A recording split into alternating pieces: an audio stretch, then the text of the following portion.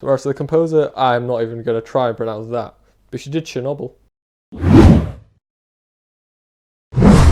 Welcome back to Fried Gold. I'm Dan. I'm Matt. And we just watched Joker. Joaquin Phoenix stars as a man called Arthur Fleck, who is down on his luck, a bit of a pathetic excuse for a human being. It's people like you that turn him into the Joker. Yeah. Who is beaten down by society and eventually gives in to madness.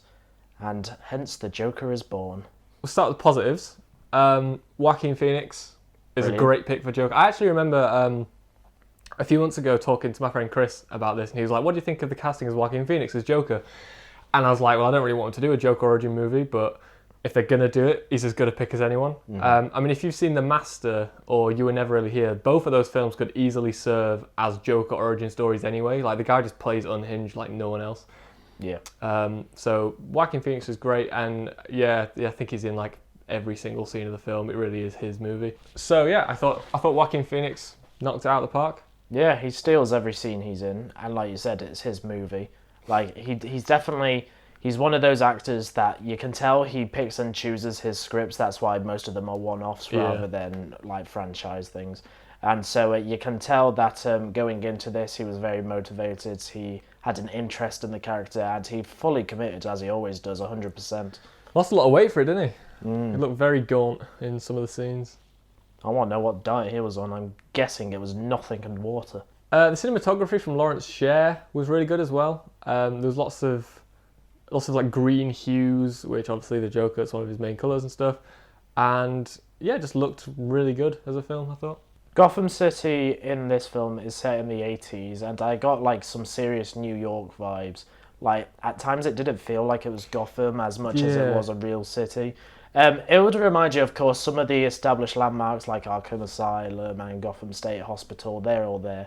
But it doesn't feel very Gotham-y. No, I don't really want to call it a flaw, but that's one of my issues when I was watching it. I was watching it thinking, this doesn't feel like Gotham, and I kind of get why, because if they had set it in Gotham, it would have kind of created a layer of separation between the real world and this character that we see, and then the kind of message of the film would have meant less. Yeah. So I see why they kind of didn't go full Gotham, but still, I would have liked to have seen a bit more world building in that regard. I guess because it's set in the 80s, like, from the very beginning of the film, it establishes that Gotham is going through financial trouble. So you could almost argue that this was Gotham before it became the Gotham that most people know it, being run down by criminal activity and villains and all that kind of stuff. Yeah, I suppose that is one way to look at it, yeah. It's like the beginning of what you know from the comics. Yeah, exactly.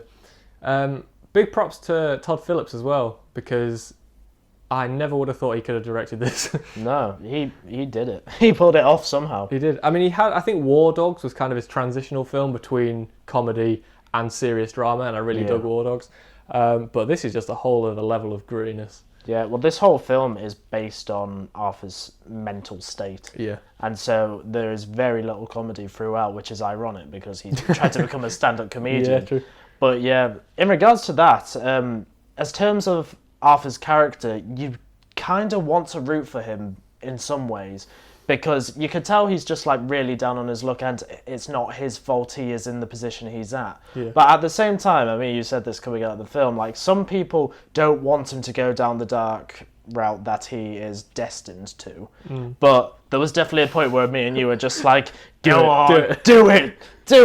Yeah. Break your chains. So, all in all, I was really happy with this film, but I didn't feel quite as satisfied as I could have at the end, because he doesn't really go full Joker necessarily. Like, he does. Like, there is a point where you're like, okay, he's now the Joker. There are hints at it, definitely. Yeah, but it's like, I thought something was going to happen that didn't happen, and I was kind of disappointed that it didn't happen.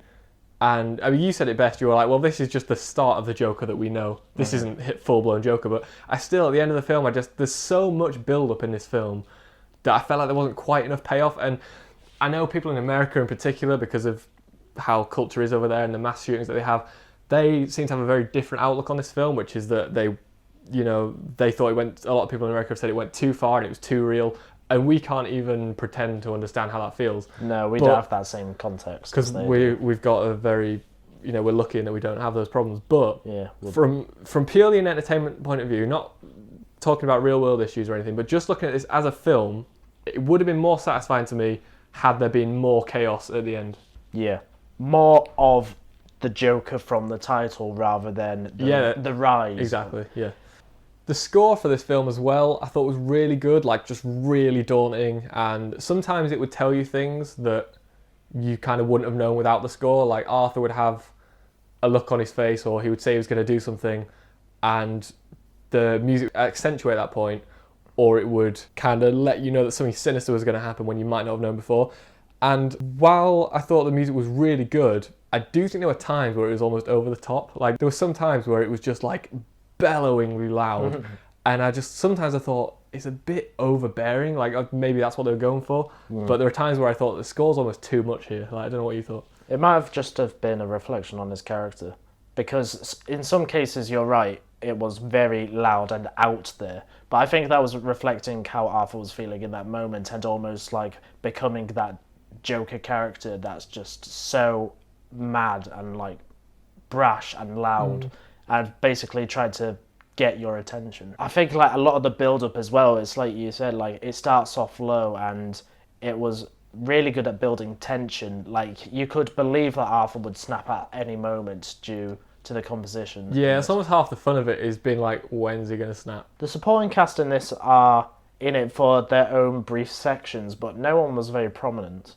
I don't think anyone was in more than a few. His mum was in it the second most probably, but even she was. Yeah. There were entire scenes with Arthur and his mum, and his mum would be out of focus the whole. Like that's how centered on Joaquin Phoenix it is. In terms of Oscar buzz, do you buy into it? Do you think Phoenix should be nominated? I think Phoenix should be nominated. In terms of the film itself, probably not. I can't see it getting a Best Picture. I think it would just miss the mark on that, but I think his performance in it is definitely like it deserves some attention. Yeah, it's hard to say obviously till we know all the other films that have yet to come out. Like there are a few films like The Lighthouse that I've heard have got really great performances and stuff, but from what I've seen so far this year, this is one of the better performances. Yeah. So I'd agree with that. In terms of what I thought about the film as a whole, I think we had mixed feelings in the sense of it was very overhyped for both of us. Yeah. I need to stop reading film that was our own fault. Like this has been a film we've been looking forward to for ages, and we kind of built it up a bit too much in our heads. So while it was still a really good performance from Phoenix, and the film itself was really good, it wasn't quite as perfect as I was hoping it would be. Yeah, I need to stop reading film reviews because every few months there'll be a film that comes out and it gets hailed as this new masterpiece, and then I watch it and I'm like, oh, it's good, but yeah, I've seen better films this year. I've seen it on both sides, and I think it's somewhere in the middle. There's some moments that are just like jaw-dropping, like you can't believe that they've been able to like pull this off in such a way that you can Especially for a 15 believe. As well. I think it was rated 15. Yeah. But because the Joker has a character, the whole mythology behind him is you don't know his past and where he came from kind of thing. To see them actually try and give you a reasonable, like, realistic, modern backstory that you can get behind, I think they pulled that off really well. I also like why he decides to call himself Joker. Like, they throw like a little tidbit in there as to why he decides to call himself that, which I liked. Something we did say after watching the film, though, is I asked Matt if he could see himself rewatching it, and we both kind of said that if we were to rewatch it, we'd probably skip it to like the halfway point and then watch it, because it is slow and it's a slow burner for sure. And especially when you know, now that we have seen the film, now that we know when he does snap and what specific instances cause him to change and become the Joker, it's kind of like, okay, well, the tension of like, oh, is it going to happen now is gone.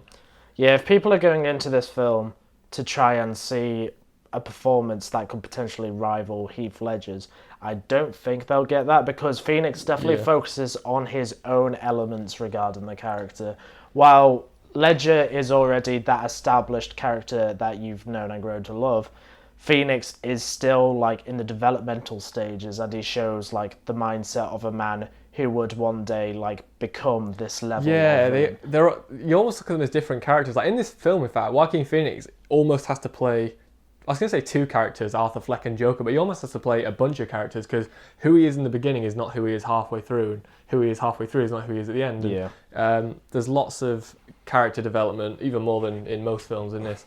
So yeah, it's a very nuanced and complex performance from Joaquin Phoenix. I'd like to see him come back, but knowing Phoenix, he's definitely like one of those one and done kind of actors. Yeah, I think that's in his contract. I'm really hoping that they can persuade him to make an appearance in, say, like one of the Robert Pattinson Batman films, maybe something else. I would like to see that very much. But yeah, in terms of a one and done, I think he did a really good job. Yeah, it's as good of a Joker movie as we were ever going to get. And he's just like, he's very sinister at times. Yeah. He's very good at making you feel uncomfortable about what you're seeing. But yeah, overall, I'd say as a character piece, this was near to perfect. Yeah. As a comic book film, maybe not what a lot of people will want, but I still think that they can enjoy certain aspects from it. We do really recommend this film. I even think people who don't like comic book movies will like this. Like if you're more into kind of like more artsy feel. I hate saying artsy, but you know what I mean. Like if you're into like a character piece, yeah, or something like that. If you want to see something that you don't necessarily need to be in the know in like the comic book world, yeah, to be able to enjoy, then this is definitely up your alley. I thought you were going to say up your arse. Up your Cadbury alley. We will be doing a spoiler talk of this because there's a lot of stuff we want to get into, but we can't. Yeah, that'll come out in maybe a week or so after this video releases. It'll give people time to watch it. Yeah, so expect that. So those were our thoughts on Joker. If you enjoyed this video, please drop us a like and subscribe to the channel. We've created ourselves a Twitter account and a letterbox account for Fried Gold, and the Twitter one is gold_fried, and the letterbox one is Fried Gold Media, all one word. So make sure you follow those as well. Thanks for watching. I will see you in the next video.